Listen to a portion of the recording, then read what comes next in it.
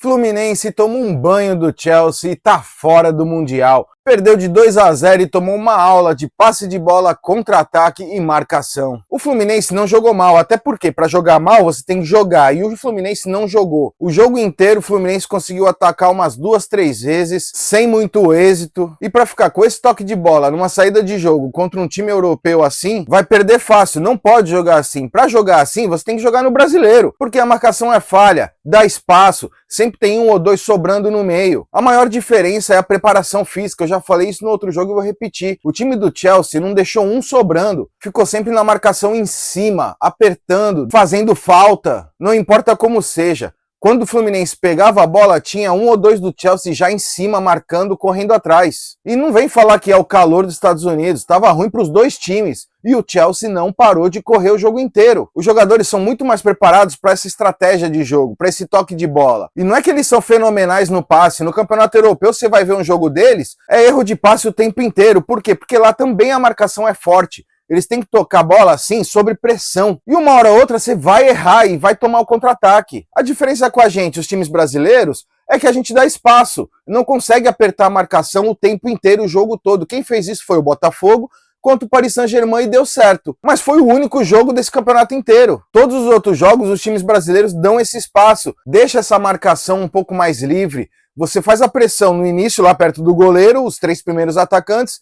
Quando chega no meio de campo, já tem mais espaço. Até porque o time deles corre muito, se movimentam bastante. E se não tiver um do Fluminense na cola, não vai dar certo. Foi assim no primeiro gol. Errou o passe na saída de jogo, aí é na cara do gol. E o João Pedro tá numa fase muito boa, fez um golaço, não tinha nem como o Fábio defender essa bola. E perdendo por 1-0, eu não consegui ver o Fluminense atacando, chegando em cima, tentando fazer uma pressão. Estava perdido no jogo, continuou nesse toquinho de bola e não conseguia passar do meio de campo. Quando passou, faltou a qualidade do jogador, que foi o Everaldo, que no contra-ataque conseguiu receber essa bola sozinho, partiu para cima do zagueiro, só que não conseguiu driblar, não conseguiu botar pro lado e chutar. Chutou meio que em cima dele, passou por baixo das pernas, o goleiro defendeu. Mas isso não é o suficiente para você fazer um gol. O maior exemplo é logo em seguida o João Pedro, que um lance muito parecido, recebeu a bola, foi para cima do zagueiro, cortou para a direita. E o cortar para a direita não é dar um super drible. O cara é rápido, ele é ágil.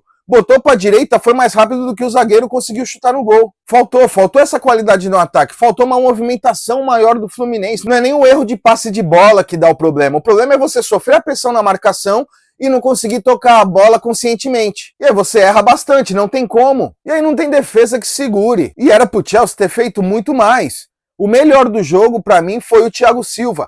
Que zagueirão! Ele, para mim, podia até voltar para a seleção brasileira, porque a gente está precisando de um zagueiro desse.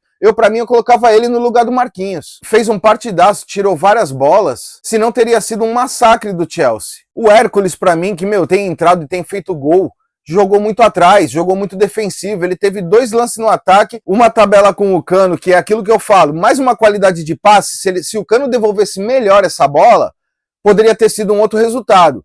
Mas devolveu quase lá em cima do goleiro, conseguiu tirar o Hércules, mas o zagueirão salvou. Beleza, mérito do Chelsea. Mas na segunda bola no cruzamento que o Hércules recebeu, ele podia ter chutado de primeira. Não, ele tentou dominar porque ele estava perdido. E aí a marcação já estava totalmente em cima. Não tem como isso. O Chelsea marca em cima, os times europeus marcam em cima. Uma pena pro Fluminense, tá de fora do Mundial. Não temos mais times brasileiros agora. Vamos ficar entre os europeus. O Fluminense não é um time ruim, é um time bom, mas em nível de campeonato brasileiro, não em nível mundial. Não adianta jogar contra esses times se você não jogar que nem eles. A marcação em cima também, apertando em cima. Enquanto a gente continuar dando espaço, isso tanto para os times brasileiros quanto até a seleção brasileira, a gente vai tomar sacola desses times europeus, então não tem o que fazer. Ou você aprende a jogar com esses times, ou então, fica no Brasil, que é a melhor coisa que você faz. Essa foi a minha conclusão sobre essa partida do Fluminense. Eu quero que você, torcedor, coloque aí nos comentários o que você achou, se você concorda comigo, ou então dá um destaque aí, alguma outra coisa que eu não falei, que eu não percebi e vocês conseguiram ver.